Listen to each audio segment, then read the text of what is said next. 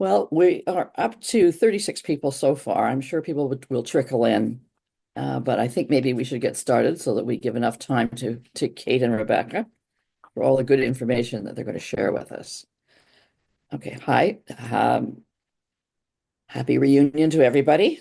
We're very happy you agreed to take part in the Trinity College Reunion 2025. I'm Maureen Simpson. I'm a member of the Trinity College Alumni Association Executive and also the Friends of the Library. I'll be hosting and moderating this afternoon's virtual session. Before we get started, a couple of housekeeping issues. To improve your viewing experience, please select speaker view as opposed to gallery view at the top of your screen. We've muted everyone for the purpose of the presentation, so that way we won't get background noise. We won't hear everybody's dogs. But anyway, you never know. Following Kate and Rebecca's presentation, we'll have some time for audience questions. If you have a question, would you please submit it through the Q&A or chat section on the bottom of the screen in the Zoom settings. We'll try and answer as many of those questions as possible. Now, it's my pleasure to introduce you to this afternoon's speakers, Kate and Rebekah. Kate MacDonald is the Nichols Librarian and Library Director, Graham Library. She began her career in the Graham Library in the rare and special collections cataloging, and more recently took on the Library Director job. Kate is highly committed to student experience and the importance of rare and special collections. She works strategically to incorporate new services and commitments to EDI and sustainability, all working within a minimum budget. We are amazed at what she manages to do given the lack of funds from the college. But nobody said that, did they? No. Rebekah Bedard is the distinctive collections librarian. She has a background in rare and special collections outreach at Emory University and the University of Toronto Archives. City of Toronto Archives. She's currently the Instruction and Distinctive Collections Librarian at the Graham Library. That's quite the title. Rebekah is dedicated to EDI, sustainability, and special collections outreach. She thoroughly enjoys building rare and special collections and making them available to a broader audience. I'm not sure whether any of you participated or viewed the amazing collection she put together of end papers and the whole thing this earlier in the year, but it really was a remarkable experience going and looking at all those, especially with her guidance. Welcome, Kate and Rebekah. Thank you, Maureen. As Maureen mentioned, I'm Kate MacDonald, the Director of Graham Library, and I'm joined by Rebekah Bedard, our Distinctive Collections Librarian. Today, we're going to be sharing rare and fine press treasures from the Golden Dog Press and the Upjohn-Waldie collection at the John W. Graham Library. In our rare books room at the Graham Library is the Upjohn-Waldie collection, and it's a treasure trove of rare books that range from the 15th century to the 20th century, consisting of incunables to fine press books. This collection was generously donated over several years by Guy and Sandra Upjohn, husband and wife, both of whom graduated from Trinity College. It comprises the large rare books collection of Sandra's father, J. Kemp Waldie. Waldie was an avid book collector who founded a private press called the Golden Dog Press in Toronto in the 1930s. But Waldie did not just collect books, he also made them. So today, we're going to be exploring Waldie's books published by his private press, the Golden Dog Press. We're going to look at how Waldie's book collection shaped his work as a fine press printer. But before we get into the discussion on Golden Dog Press, we should perhaps define what a private press is, because they can be infamously hard to define. So one definition on the spirit of what makes a private press comes from Will Ransom, who defined them as a private press may be defined as a typographic expression of a personal ideal, conceived in freedom and maintained in independence.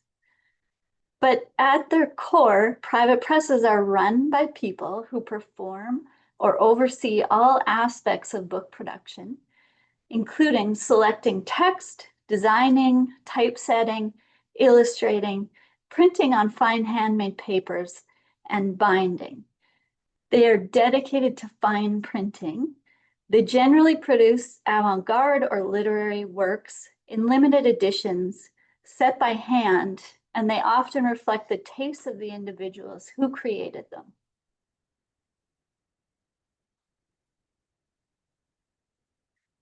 Private press printing first became popular in England with the arts and crafts movement. Frustrated by the commercialization of printing, William Morris founded the Kelmscott Press in 1891, and it was dedicated to producing handcrafted works. The British private press movement extended through the 1930s, but in Canada, it wasn't really until the 1950s that the movement began to thrive.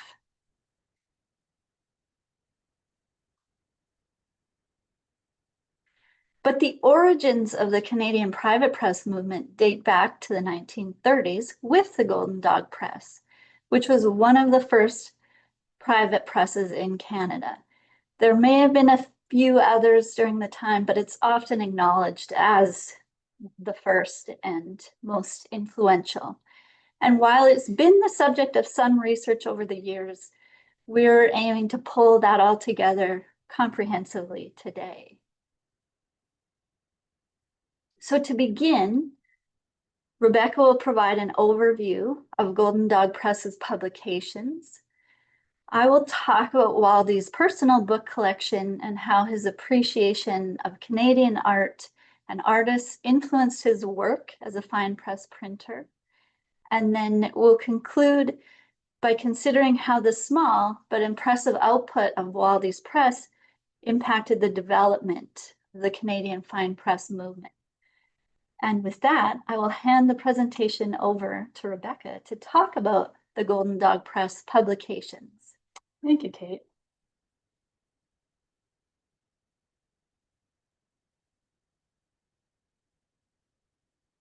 So we'll begin by exploring the Golden Dog Press, its founder, and its works. J. Kemp Waldie was born in Toronto in 1905 to Walter and Irene Waldie. He attended University College at the University of Toronto, and while he was there, he worked for the Varsity and became interested in publishing. During this time, he learned printing techniques and typography, and these were interests that he would continue pursuing over the course of his lifetime. He also went on to work for the Mail and Empire and the Financial Post. In 1928, he married Frida Boak, and they lived in a house in North Toronto. And then in the early 1930s, Kemp and Frida traveled to England, and while they were there, they encountered work from the English private press movement. And Kemp was inspired, particularly by the work of Golden Cockerel Press. And when he compared it to printing in Canada, he was really dismayed because printing in Canada at the time was poor quality in comparison. And so he decided that he would do something about it. And he set out to introduce fine press printing to Canada with a real focus on high quality paper, as well as high quality layouts, typesetting, and design. And so in February of 1932, the Golden Dog Press was born in the dining room of the family home. And a few months later, the press relocated to Front Street. Waldie started to import typefaces from Europe, and then he would hand set them himself at the Golden Dog Press. And the books were then printed and bound by other shops, all under Waldie's direction. And the printing was usually done by a printing company called the G.A. Davis Printing Company, which was down on 30 Duncan Street. The Golden Dog Press is a little unusual as a private press in that the printing was done by others, but it's still considered a private press since Waldie was deeply involved in every aspect of the design of his publications.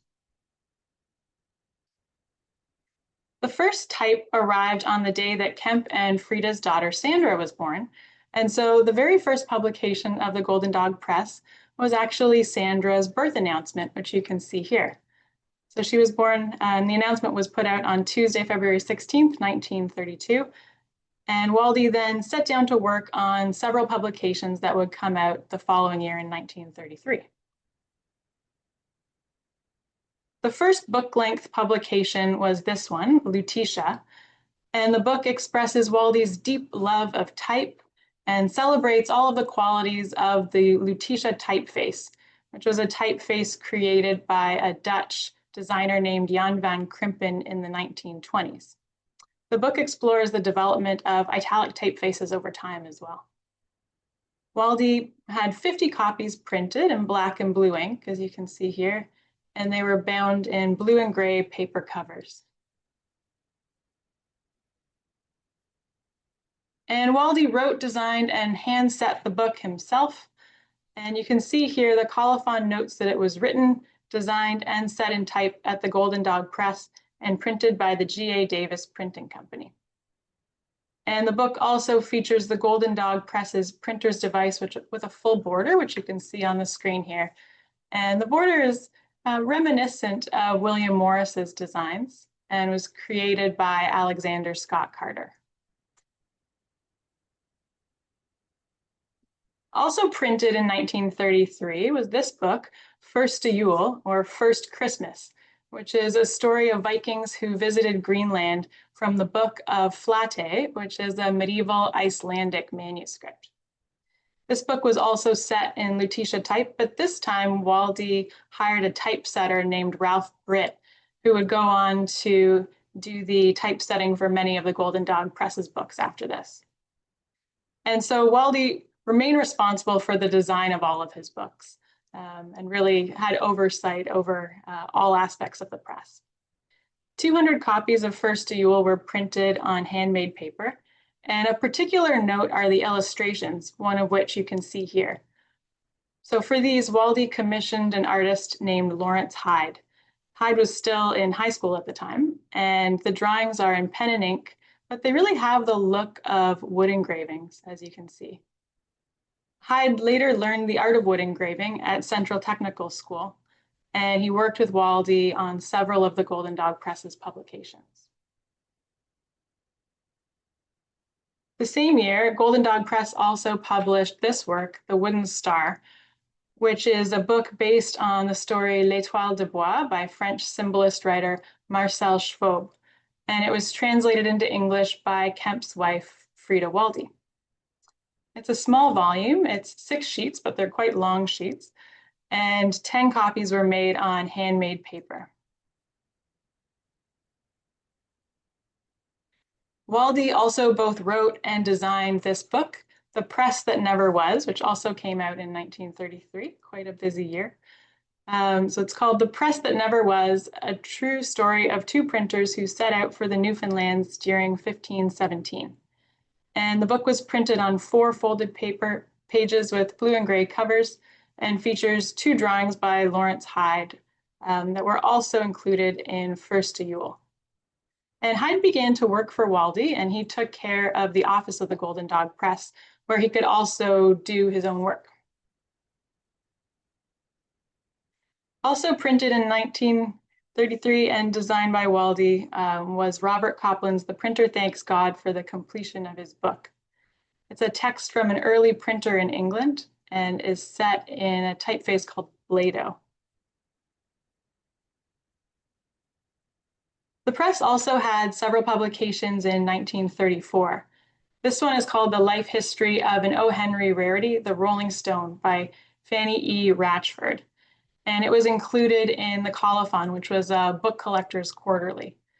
And it was hand set in a typeface called Perpetua, which Waldie had been the first to bring to Canada. And printed the same year is this book, Le Manoir de Repentigny, by Hazel Kemp Colville, about an old manor in Quebec, which she had purchased in 1930. And you can see it's embellished with this headpiece depicting the manor, which was done by Henry J. Hulot. And the initial letter was done by Alexander Scott Carter, who we'll talk more about in a moment. And another publication with a female author was Marie Thureman's Early Printing in Canada. Marie Tremaine was a noted Canadian bibliographer and librarian who specialized in early Canadian imprints. And the book was designed by Waldie with 5 display initials by Alexander Scott Carter. And it's set in Lutetia and Blado italics with light blue paper covers. The press also printed some ephemera, and you can see a few examples here. On the left is a Christmas card from 1934. And on the right, a catalog for the Society of Painter Etchers, which includes lists of works from artists like Wendell Lawson and Lawrence Hyde. Waldie closed the office of the Golden Dog Press in 1937, but he gave Lawrence Hyde studio space to continue working on a series of engravings. And what resulted was some of Hyde's finest work, and I think the most beautiful work from the Golden Dog Press. This book is called Engravings for Macbeth, and it's the final publication of the press and its longest. Hyde produced a beautiful series of 13 wood engravings, and the images have these irregular, kind of organically shaped borders, which you can see here, and really bold sections of line work. And they convey powerful emotions by using simple imagery and this interplay of light and dark. The engravings are accompanied by excerpts from the text, all hand set from Shakespeare's First Folio. The book is printed on 22 leaves of this thick, kind of shiny paper and spiral bound in metallic silver paper covers. And this was the last publication from the Golden Dog Press. The press closed at the beginning of World War II and didn't reopen. And I'll hand things over to Kate to talk about influences on the Golden Dog Press. I wanted to start this section with a quote, and it comes from an inventory of Waldie's personal collection that was done in 1979. It was the pleasure of Mr. Waldie, who was not merely a hoarder of books, to show their differences and relationships, to sort them out not only for his delight, but to gather around him those books which approximated most closely to his own concept of what a book should be. He was indeed a true typophile, and that was by Robert Russell.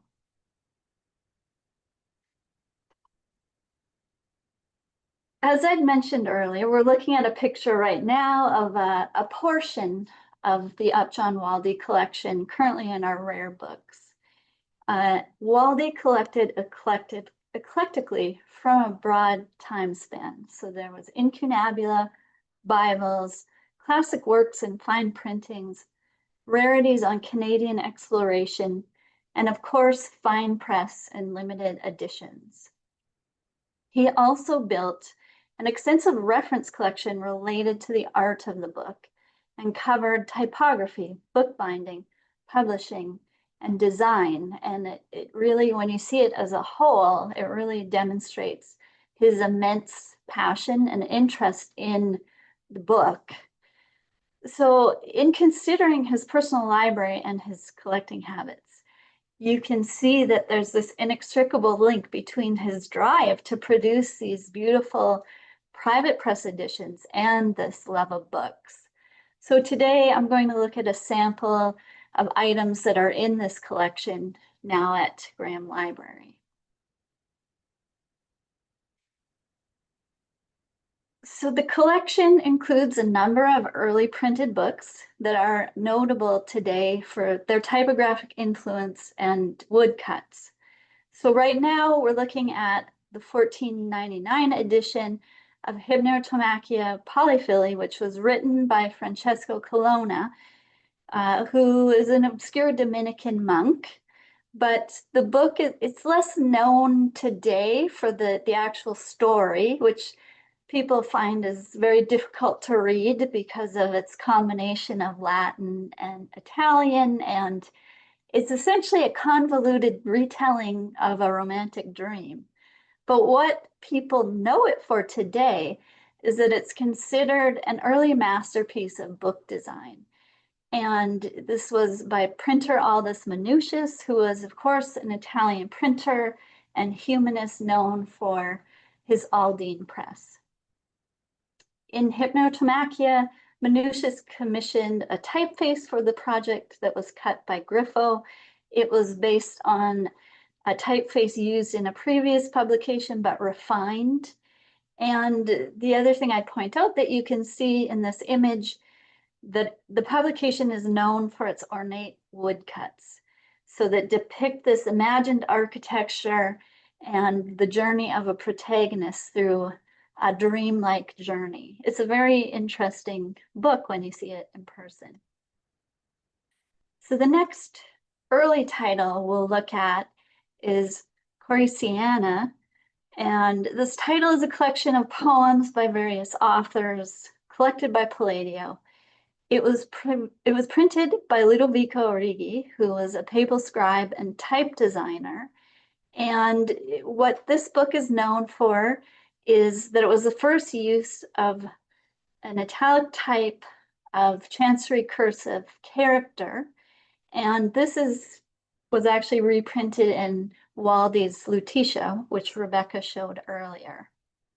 So in both cases of the types shown in these early printings, they were revived and resurrected in the 20th century by type and book designers and formed the basis for the Blado typeface, which Waldie used. Waldie was also an aficionado of type and book designers, more contemporary to his own time. Rebekah had referenced Jan van Krimpen earlier, who was an influential Dutch type designer in the 20th century. So the types he designed included Lutetia, which we saw in First Ewell. And in this image, we have a comprehensive work of Jan van Krimpen, and then one of the publications, the letters of John Keats to Fanny Braun, which uses van Krimpen's Romane type.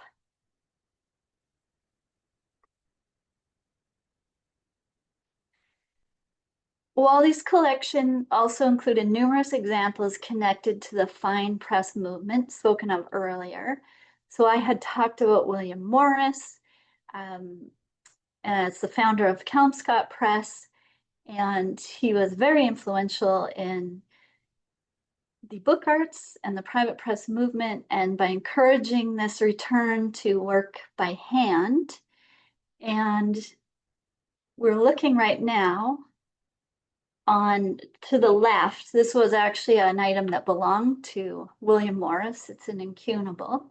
And then to the right is his Gothic architecture, also printed by Kelmscott Press. So as a result of Morris's work, a number of other printers followed and created notable private presses, including the Nonsuch Press, the Greynog Press, and the Golden Cockerel Press. So as part of this private press movement, we talked earlier about the importance of wood engravings, and in the 1900s, there was this revival of wood engraving in England. So this was used heavily in the output of private presses and done by artists such as Eric Gill. This example here, though, is a prospectus for the Lamentations of Jeremiah.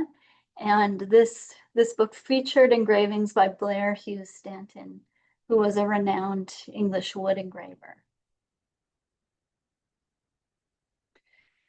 As Rebekah mentioned, the Waldies had traveled to England and were so impressed with the quality of private printing that they brought numerous examples back with them to Canada.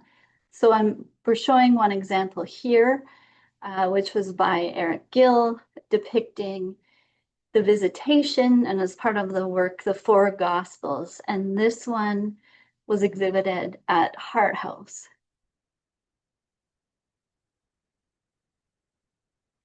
The Waldies also commissioned Gill to design a personal bookplate for items in the collection.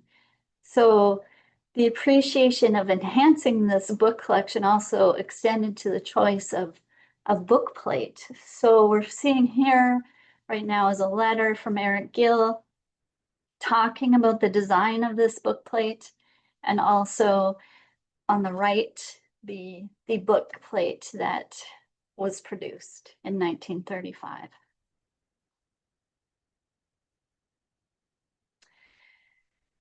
So while Waldie was influenced heavily by English printers and craftspeople, his collection and literary interests also include reference to Canadian literary and art sources, and these were ultimately reflected in Golden Dog Press's designs. So this is a good time to talk about where the name of the press and its printer's device came from. So we'd mentioned Golden Cockerel Press frequently earlier on, and it would seem to reference the name of that press. But it also draws upon an 1877 work by William Kirby, which was called The Golden Dog, a romance of the days of Louis XV in Quebec.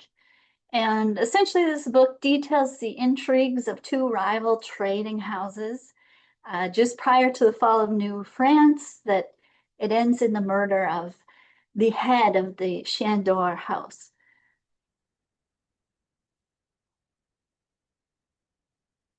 So that book drew upon a distinctly Quebecois tradition associated with Chandor, which is a real sculpture. Sorry, I've switched slides already, but the one that you just saw, the sculpture is found on the main post office building or what was the main post office building in Quebec City. And it shows this golden dog gnawing a bone, including the description, "I am a dog gnawing my bone. In doing so, I rest alone. A time will come that's yet to be when I bite who's bitten me." So we're looking at the two book plates, but the name of the Golden Dog Press encapsulates this appreciation of fine printing in the European tradition alongside these newer traditions related to the sense of place and myth associated with Canada. So moving on to these two book plates, as Waldie sought to elevate printing standards in Canada, he worked closely with a number of Canadian artists to illustrate his books. And so we are highlighting Alexander Scott Carter, the artist and architect active in Toronto from 1912 into the 1960s. And as Rebekah had mentioned earlier, he was the designer of the printer's device for the Golden Dog Press. So on the earlier publications, you can see there's the printer's device that has a more elaborate border, similar to William Morris's work, and it uses a portion of the motto from Le Chien d'Or, where "Un temps viendra." As the publications progressed, you can see that the printer's device became more streamlined.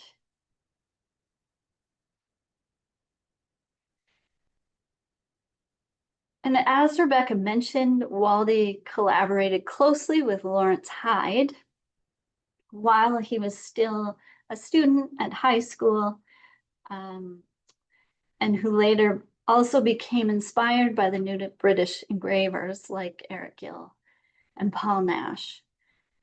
So as Rebekah said, Hyde created the beautiful wood engravings for Macbeth that we saw earlier, and he also worked on the unpublished Discovery series. So the two items that we're looking at right now, Hyde went on to illustrate a title called Southern Cross, which is a wordless novel of 118 wood engravings about American atomic bomb testing in the South Pacific. But the item we're looking on the left is also another book plate that Waldie commissioned from Hyde. And I think the book plate, if you see it, it's book plate size in person, but it exemplifies Hyde's use of woodcut techniques where he achieved very fine, precise lines, resulting in quite small prints.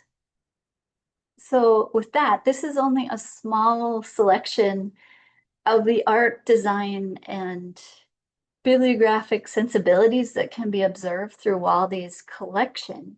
So I'm going to hand things over to Rebekah to examine how Waldie and Golden Dog Press shaped the growth of Canadian private presses in later years. Thanks, Kate. So drawing on this body of inspiration, the Golden Dog Press then went on to influence the Canadian private press movement. As I mentioned earlier, the Golden Dog Press shut down before the Second World War. But after the war, private printing really began to grow and flourish in Canada. In 1946, the private press of Robert R. Reed was founded in Vancouver. And then in the 50s, 60s, and 70s, several private presses opened in Canada, from Gus Reuter's Village Press to the Gauntlet Press, Aliquando Press, and Barbarian Press. And so we'll look at how the Golden Dog Press influenced the Canadian private press movement in three major ways. First, it brought the spirit of the English private press movement to Canada. Second, it influenced later fine presses with its use of wood engraving. And third, it brought fonts to Canada for the first time that went on to become quite popular in fine printing. So the Golden Dog Press brought the spirit of the English private press movement to Canada. Before the 30s, Canadian printing, as we mentioned, tended to be low quality, but this changed with the Golden Dog Press. Waldie was very intent on using fine quality materials like handmade paper, and he focused on designing books that were really beautiful with really beautifully designed typography. And later private printers carried on this tradition. So on the screen here, you can see First a Yule on the left and Gauntlet Press's Creatures on the right, both exemplifying this commitment to high quality design. The Golden Dog Press's use of wood engravings also influenced later fine presses. There's an article in the Halcyon by Alan Horn called From the Golden Dog to the Barbarian, Wood Engraving in the Private Press in Canada. And Alan Horn traces the use of wood engraving from what he calls the kickstart of the Golden Dog Press to later private presses, including Aliquando Press, the West Meadow Press, and Barbarian Press. So here you can see, like Golden Dog, Aliquando Press frequently uses wood engravings. And on the right is an example from a book called Emblemata Amatoria from Aliquando Press with engravings by Wesley Bates. And you can see it here alongside engravings for Macbeth on the left. And note the similar line work and the irregular borders on the wood engravings. Alan Horn also points to the Golden Dog's influence on Barbarian Press, which was a fine press established by Crispin and Jan Elstead in Mission, BC in the 1970s. And on the right here, you can see an image from a book called Endgrain from Barbarian Press, alongside an image from engravings for Macbeth. And you can see some of the influence in the style of wood engraving. The Golden Dog Press also brought significant typefaces to Canada for the first time. Waldie imported Blado, Perpetua, and Lutetia, and then these became popular in fine printing and influenced later private presses. So for example, the typeface Blado was used by Aliquando Press, which was a press founded in Toronto in the 1960s by William Reuter. And Aliquando uses Blado typeface in several of its publications, including the one that you see here on the right, Garden of Love. And you can compare the use of the Blado typeface in Garden of Love with The Printer Thanks God for the Completion of His Work by Golden Dog Press. And Barbarian Press also used Blado. So you can see here on the right, there's a whole page dedicated to the Blado font in the book Sorts and Fonts from Barbarian. And you can compare it to the image from The Printer Thanks God from the Completion of His Book from Golden Dog.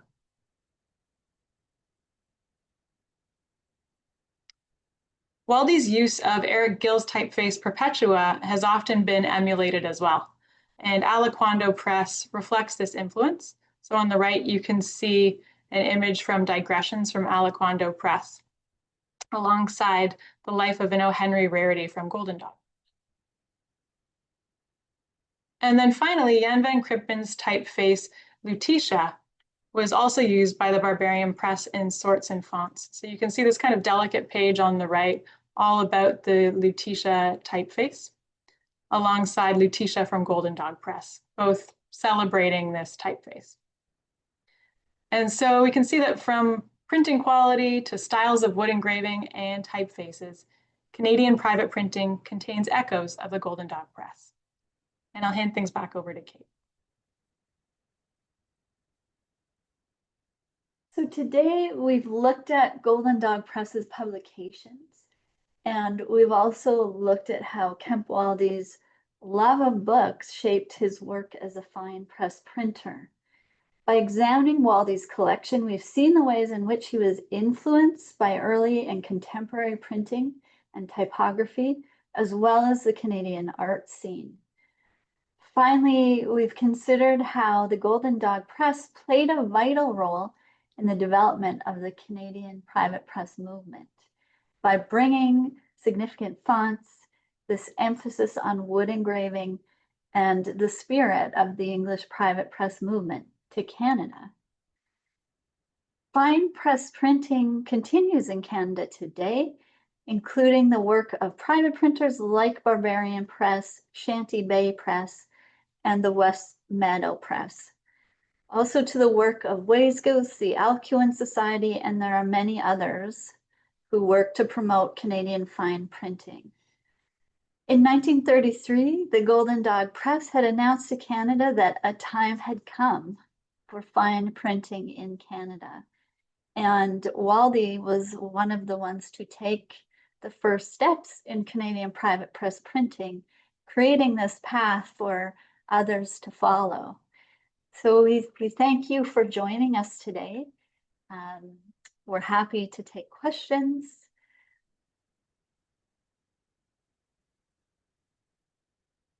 And thank you to Maureen for moderating. Oh, it's my pleasure.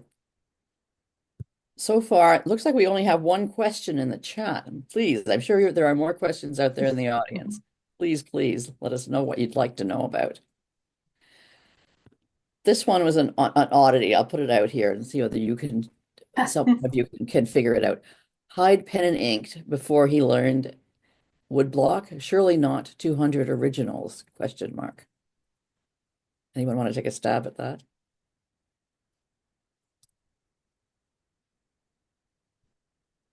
Yeah, I just know that in the research, when it talks about the pen and ink drawings in First to Yule, those are in pen and ink, but he learned wood engraving and was quite an accomplished wood engraver. That's a great question. As you mentioned, he was quite prolific. Yes. He created this beautiful set of wood engravings for the book Southern Cross that Kate was talking about. There are some really nice exhibitions and publications on Lawrence Hyde's work. He did some really incredible work. I'm curious whether you know anything more about his background. What was he actually studying these sorts of things? What was his influence that he started into this? He was influenced by people like Eric Gill and Paul Nash, and was quite influenced by people who were doing wood engravings at the time in England. And then he went on to work for the National Film Board, and he was quite committed to social justice as well. You can see that in Southern Cross. He was kind of political in his leanings, but this really, really incredible artist. Seems pretty amazing with someone still in high school doing some of that work. Yes. And I think you can see a continued development, but it's fascinating to see always what the roots are on these things. Someone else is asking, are they able to come in and view the engraving from Macbeth? You certainly can.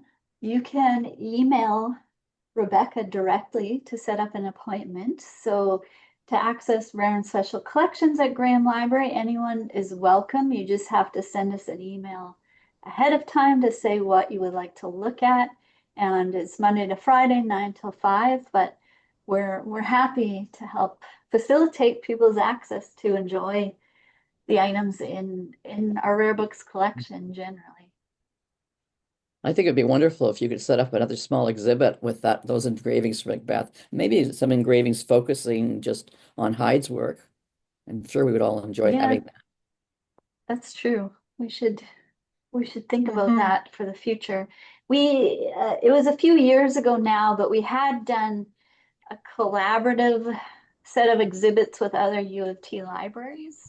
So part of this presentation today drew from that exhibit where we did highlight some of the items from the Golden Dog Press here in our exhibit space. Okay, another question. Do each of you have favorite publications from such a private press? What's your favorite? Oh, from Golden Dog specifically? No, I think from either Golden Dog or one of the others, if there's one that you prefer. Hmm. It'd be interesting to know why as well. Well, for me, so my background is more medieval studies, early modern book production. So I tend to be fond of incunables and their influence on later presses. What did you think? You had mentioned Macbeth. Yeah, I think engravings from Macbeth is really beautiful. I also really like First Yule in terms of just the layout and the use of color. And it was fascinating to look at how the Golden Dog Press influenced later presses as well. Some of the works from Aliquando Press in particular are really striking. I think you can see some of the influence there.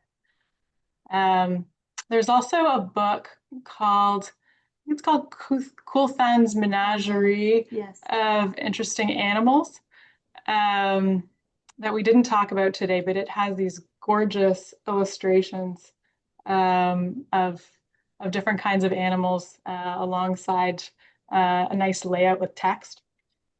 That one's quite striking as well. I think it was early. I think that one was from the 40s or 50s. Yeah. That sounds really interesting. Yeah. Another person's asking, are the typefaces copyrighted?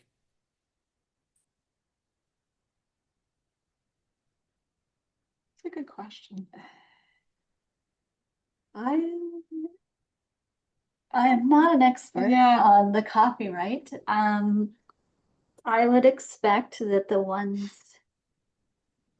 in the accunables would not be, but I would wonder if the types that you get that are just downloaded with Word or with Adobe, I suspect that somehow those have been modified in certain cases or refined in later years so that they are copywritten. But I don't know for certain about the ones we've spoken of today.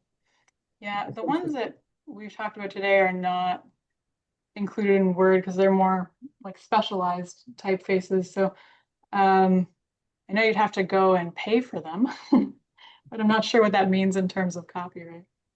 That's a good question. Interesting question. Follow up on that. Yeah.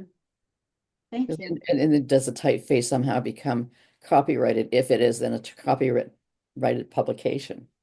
I don't know. Probably doesn't extend to the typeface. But one would think that between the layout and the being such an important part, especially of the incumulative, that would be something. Yeah. Well, we'll look that up, see if we can dig something up to send out to everyone who attended today. It's interesting. Now, someone named there's Bonnie Horn is on here and saying that she's probably the only Trinity, non-Trinity alumni to join, but as the widow of Alan Horn wanted to show her Oh, appreciation. Thank you. oh, That's Thank really you. interesting. oh, Sure. that is really interesting. So glad you're here, Bonnie. That was a fantastic article by Alan Horn, and he's done wonderful work in this area, as you know. I think maybe we have some of the Upjohn family as well in the audience today, which we greatly appreciate their attendance as well. Okay, now another one person says, thank you for the presentation, but how does the donation fit into the holdings of the Graham Library and the context of the other U of T libraries and local institutions? So Graham Library, as you might know, it's one of, I believe it's 40 libraries at UTL now. But our general collection, we are in the main stacks area currently. Our main priority is to support Trinity undergraduate programs. So we have a varied general collection, but our two primary areas of specialty are theology and international relations studies, but we have strong collections to support Trinity's undergraduate streams. Now, the rare and special collections part of the library, a lot of it tends to focus on early modern Reformation rare and special materials, but we also collect, and we've benefited from greatly, donations from Trinity alumni, such as the Upjohns, who have really helped us build our rare and special collections. And while it's not, it's certainly not huge compared to Fisher, we have, as a result of many people's generosity, we have some very interesting special collections and unique titles. So we also have a significant Churchill collection. We have the Upjohn-Waldie collection. We have collections associated with John Strawn as well, and also items associated with Trinity's alumni. Yeah, to build on what Kate's saying, so in terms of teaching with the collection and using the collection to support programs, the Upjohn-Waldie collection, for example, has been fantastic in our teaching. And we'll use materials from the collection to teach theology classes as well as undergraduate classes. And this past year, Kate and I taught an undergraduate student who spent a whole year doing a directed study course on a book from the Upjohn-Waldie collection. It's a copy of the Divine Comedy from 1497 that got into the hands of the Spanish Inquisition in the 1600s. And the inquisitors went in and wrote notes in the margins and crossed passages out. And so the student was studying their marginalia, and it was quite a fascinating project. And yeah, so it's fantastic to have this collection available for research and teaching. Okay. Now there's another question here about the rare books in the collection. Do you have the copyright to produce prints from some of the books, the etchings in particular? The person's commenting on how beautiful they are. Yeah, some of them. So the early ones, certainly, we can. What's the copyright cutoff date right now, offhand? 70 plus. Yeah. So some of the ones, trying to think, in Golden Dog are out of, not yet out of copyright. They would be coming out of copyright soon. Yeah, and the earlier materials that Kate showed, all of those would be open to copy and to share. Does the library continue to add from private presses and private press creations to the collection? We do, and we are talking more about potentially expanding on that. As many of you know, Trinity is currently undertaking a large building project, the Lawson Center for Sustainability, and a result of that building, we have a sustainability program at Trinity. So we've been looking at ways to support programming for that stream, but also support courses through rare and special materials. And we think that Fine Press might actually be an avenue to support that along with artist books. Yeah. That sounds like a great idea. And there's a thank you from Rebekah Upjohn for this session. Oh, well, thank you for coming. Thank you for being here. Now, the person is Jay Richardson is the person who had that first question. The reference that he was making was to an illustration by Hyde that was referred to as a pen and ink from before he learned wood block cutting. The implication being, of course, that the publication in an edition of 200 had original pen and ink drawings, illustrations in it. Is that in fact characters? Have there then been copies made of the original pen and ink in the doc? Of course, it didn't print it.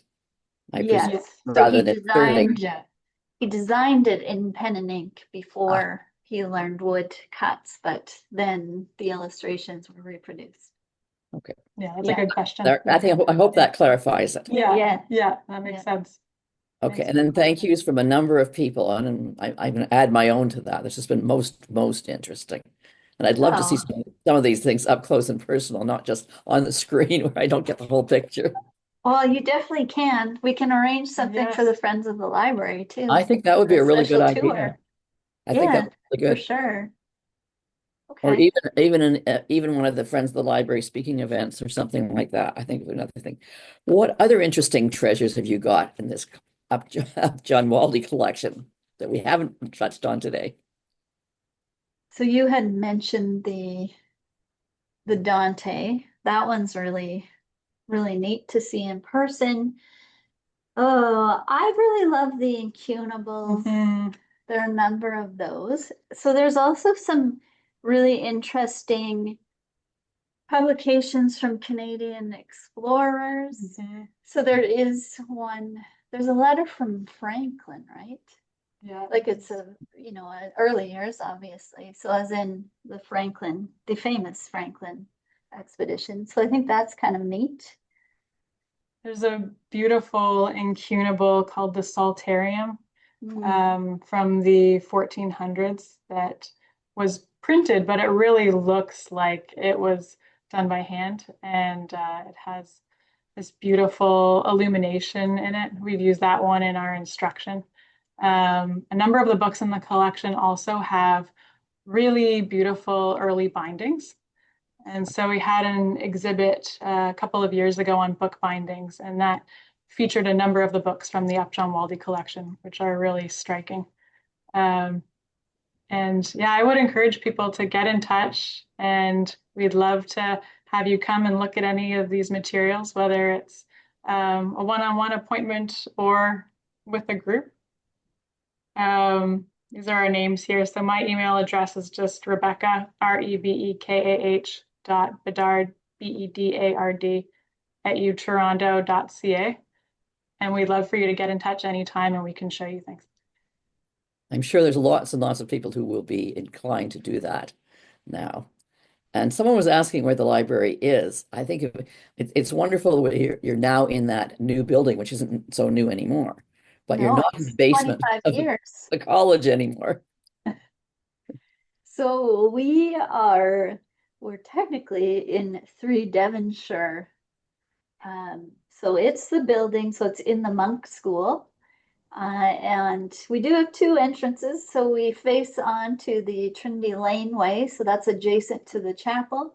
Or you can get to us from Devonshire side entrance.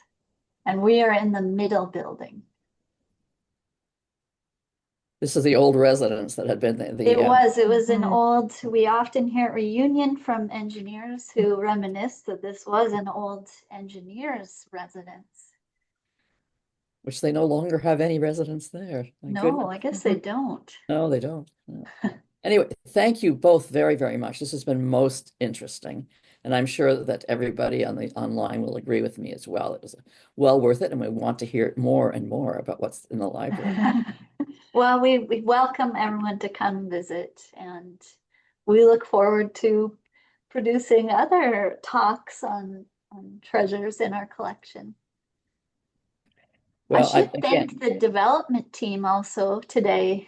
Thank you, Trinity Development staff, for everything you did to organize this. And of course, I also do want to highlight thank you to Trinity alumni for all of the support you've given this library over the years. So we hope everyone has a great reunion weekend.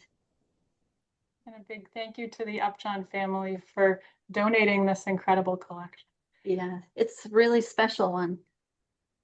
it certainly is. Well, I think this concludes the afternoon. I think we've got all the questions asked, and it was terrific. So thank you both for the presentation. On behalf of the college and the development and alumni office, thank you for attending, everyone. I think this is a really lovely event. I hope we're going to see you at some of the other events that are going on between now and Sunday. There's a lot of things going on, and it's just a matter of picking and choosing rather than what you can do. Sure, you can't do it all, but enjoy it and have a wonderful afternoon. Thank you. Thanks, Maureen. Thanks. You're welcome.